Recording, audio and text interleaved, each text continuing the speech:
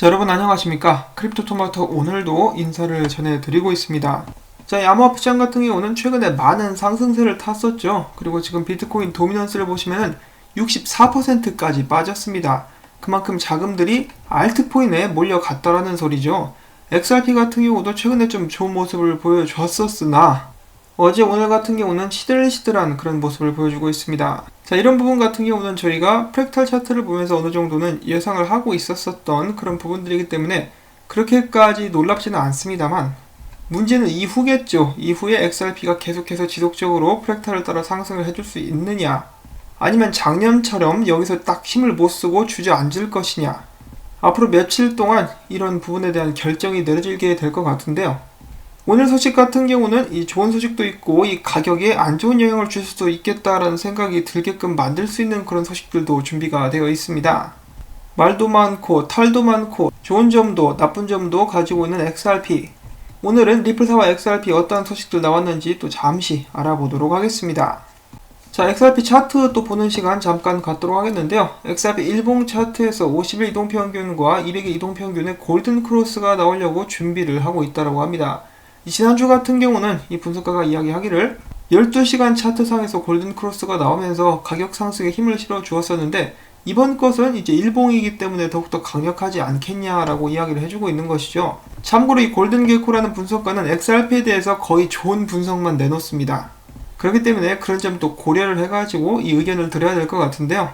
XRP 지금 현재 주봉으로 이렇게 봤을 때 상승세가 두드러지고 있는 모습이 보여지고 있긴 합니다. 그와 동시에 이 부분이 바닥이었었다라고 말을 해볼 수도 있을 것 같은데요. 15센트 간다, 13센트 간다 이런 말도 많았었는데 다행히도 그렇게 크게 하락하지 않았었던 그런 모습을 보여주고 있습니다. 앞으로 계속해서 쭉쭉 올라갈 수 있기를 또 바라봐야겠는데요. 실제로 지금 많은 분석가들이 아직 XRP에 대해서 희망을 가지고 있습니다. 유명 분석가 중에 맥이라고 있죠. 보통 비트코인 분석을 많이 하는 사람인데요. 이번에는 웬일로 XRP 이 차트를 올리면서 이것은 XRP 비트코인 사토시 차트인데 들어가려면은 지금이 기회가 아니겠냐라고 이야기를 해주고 있습니다. 그래서 여기가 이제 손절가 정도라고 볼 수가 있겠고 올라가게 된다면 여기까지 올라갈 수 있다라고 이야기를 해주고 있는 것이죠. 비트코인의 힘이 많이 약해진 지금 XRP가 비트코인을 누르면서 올라갈 수 있을 것인지 그런 점도 정말로 큰 기대를 가지면서 지켜볼 수가 있는 것 같습니다. 자, 다음 리플사의 트윗 잠깐 보도록 하겠는데요. 리플사의 고객 성공 부사장인 마커스 트레처가 이렇게 최근에 이야기를 했다라고 하네요. 암호화폐와 핀테크 전통적 금융은행에서의 통합이 이루어지게 될 것인데 많은 암호화폐 회사들이 문을 닫거나 인수가 될 것이라고 생각을 하고 있다. 이 암호화폐들 중에서도 실사용 예가 없는 코인들은 살아남을 수 없을 것이다 라고 이야기를 하는 것인데요. 2020년 그의 전망이 들어맞게 되는지 제가 또 지켜볼 수가 있겠습니다.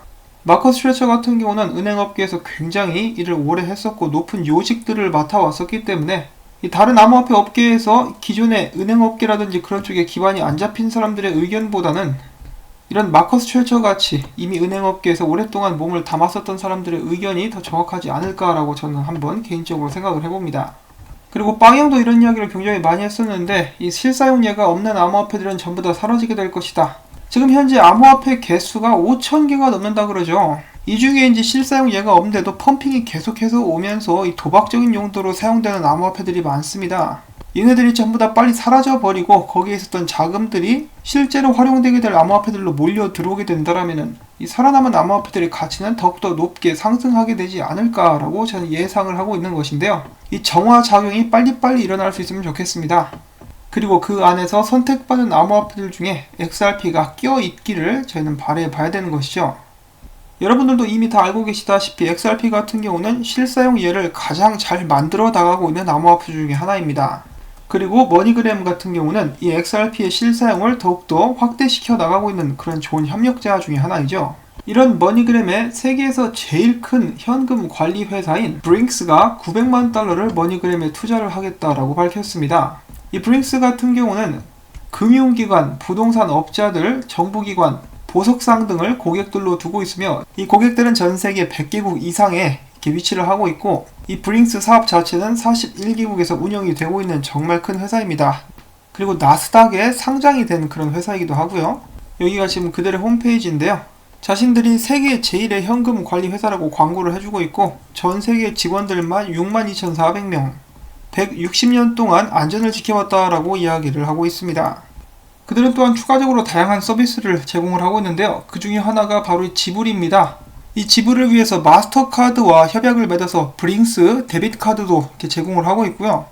여기서 많은 사람들이 깜짝 놀랄만한 사실이 또 한 가지가 공개가 되는데 여기 이파고라는 서비스가 있죠.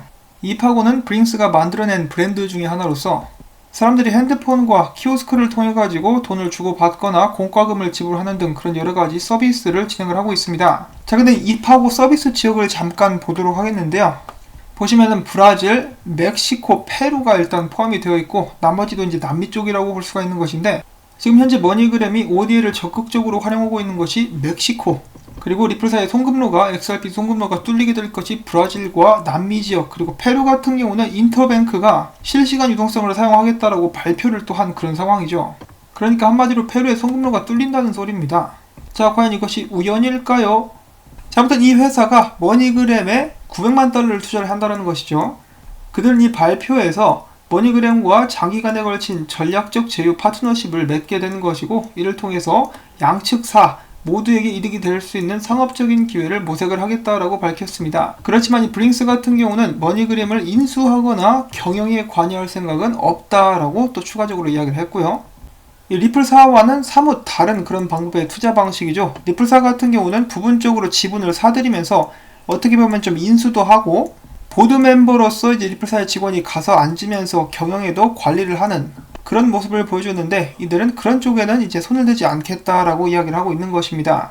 자, 일단 리플사에서 보드 멤버로 머니그램에 가서 앉았던 카이나 반다이크 같은 경우는 리플사를 떠났기 때문에 그 자리를 누가 대체했는지는 아직까지는 모르겠습니다만 확실한 것은 리플사는 운영을 해 나가는데 머니그램에 이제 깊숙이 관여를 할 수 있는 입장이라는 것이죠. 자, 이런 상태에서 새롭게 전략적 제휴를 맺게 된 브링스는 XRP나 리플사의 사업 확장에 어떤 식으로 영향을 주게 될지 이제 많은 기대가 됩니다.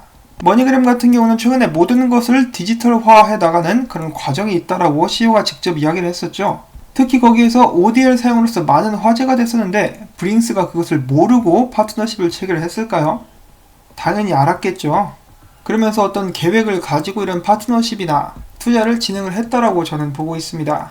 이 세상에 우연은 없다. 그들의 장기적인 계획이 어떤 것인지 저는 정말 궁금하고요. 자, 그리고 이어서 최근에 XRP 대량 이동이 있었습니다. 어떤 이동들이 있었는지 잠깐 보도록 하겠는데요. 일단은 이 에스크로에서 나왔었던 9억 개 같은 경우는 제가 묶인 것으로 알고 있습니다. 따로따로 지갑에서 묶인 것으로 알고 있는데 그 9억 개 이동에 대해서 기사는 이야기를 하고 있고요. 그 다음에는 1억 개의 XRP를 에스크로에서 리플사의 지갑으로 이동을 시켰습니다. 그 후에는 이 3천만 개의 XRP가 장외 거래소로 이동을 하게 되는데요. 이 부분은 이제 팔려 나가는 것이라고 저희가 생각을 해볼 수가 있겠습니다. 리플사는 장외 거래로 이렇게 XRP를 팔게 될 때 그들의 사업 파트너들에게만 유동성 공급 차원에서 팔겠다라고 이야기를 한 것이고요. 리플사는 장외 거래로 대량의 물량을 팔 때 그 물량들이 바로 시장에 나올 수 없도록 계약을 체결한다는 것을 저희는 알고 있는데요. 당연히 물량들이 다시 시장으로 나오게 될 가능성이 있습니다. 쓰려고 이제 판 거니까 팔려면 풀어야겠죠. 그런 점들도 이제 솔직히 말씀을 전해드리고 있고요. 그 다음에는 추가로 1950만 개 XRP가 다시 한번 장외 거래소로 이동을 하게 됩니다. 그래서 4950만 개 정도가 장외 거래를 통해서 팔렸다라고도 볼 수가 있는 그런 상황인데요. 이제 사람들이 리플사에 투자를 하기 가장 꺼려 한다라고 알려져 있는 리플사가 암호화폐를 파는 그런 부분 중에 하나라고도 솔직히 볼 수가 있겠습니다. 그런데 뭐 들고 있는 물량을 시장에 풀기는 풀어야 되니까 이런 식으로 사업 파트너들에게 푸는 것에 대해서는 저는 감내를 하고 있고요. 그리고 전에 방송에서도 몇 차례 말씀을 드린 적이 있었는데 XRP뿐만 아니라 사실 모든 암호화폐들이 인플레이션이 있습니다.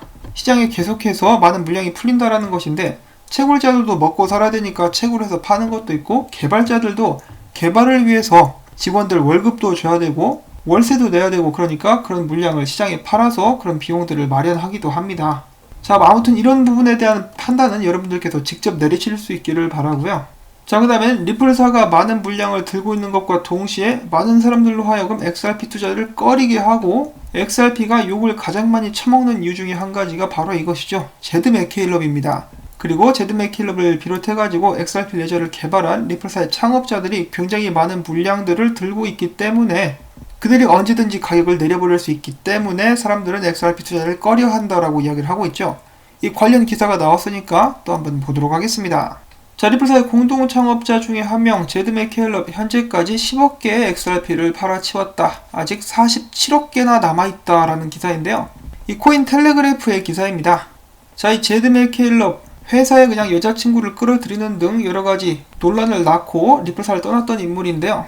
그는 2014년부터 2019년 사이에 10억 개 이상의 XRP를 매도를 했다라고 합니다. 그는 여전히 총 공급량의 무려 5% 수준인 47억 개의 XRP를 보유 중인 것으로 추정이 되고 있고요. XRP를 팔아치워서 얻어들인 수익이 1억 3,500만 달러 정도가 된다고 하네요. 입에서 막 욕이 나올 것 같죠. 이 자식은 지난달에만 1,900만 개 XRP를 매도를 했고 비트스탬프 거래소에서만 10억 5천만 개를 팔아 제꼈습니다. 그런데 문제는 더불어 올해 맥켈럽의 XRP 판매 제한 합의가 만료됨에 따라서 판매량이 더욱더 늘어나게 될 것이다 라고 웨일 얼러트는 설명을 했다라고 하고요.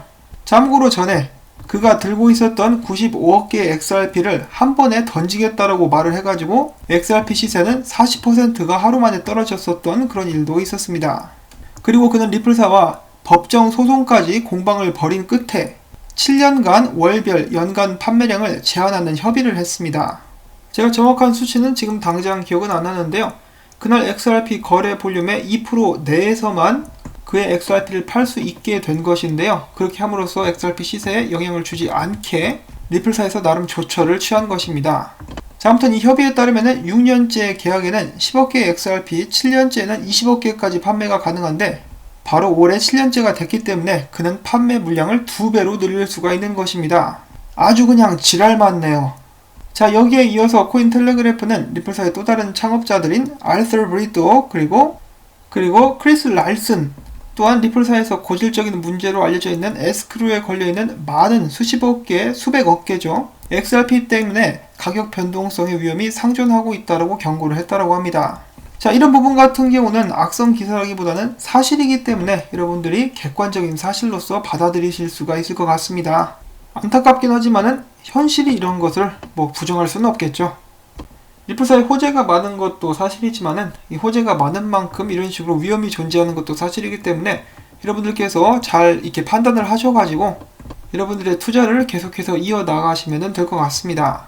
계속해서 발전하고 있는 리플사의 사업과 XRP의 실사용이 이런 악재들을 감당할 수 있을 것인지 아니면은 결국은 이 악재들에 밀려가지고 XRP는 묻히게 될 것인지 아직 미래는 아무도 모릅니다. 각자의 주장만 있을 뿐이죠. 이런 부분들 역시 여러분들이 투자를 하시는데 도움이 많이 됐으면 바람을 가져보면서 오늘 영상 여기서 또 마무리를 짓도록 하겠습니다. 자, 오늘 준비해본 소식들 여러분들께 도움이 되셨다면 구독과 좋아요 그리고 제가 계속해서 이 채널 유지할 수 있도록 여러분들의 도움이 필요합니다. 이 광고 영상 시청 마무리가 될 때까지 재생 그리고 멤버 가입도 여러분들께 부탁을 전해드리면서 전 다음에 또 새롭게 인사를 전해드리도록 하겠습니다. 행복하고 평안한 하루 되시기를 바랍니다.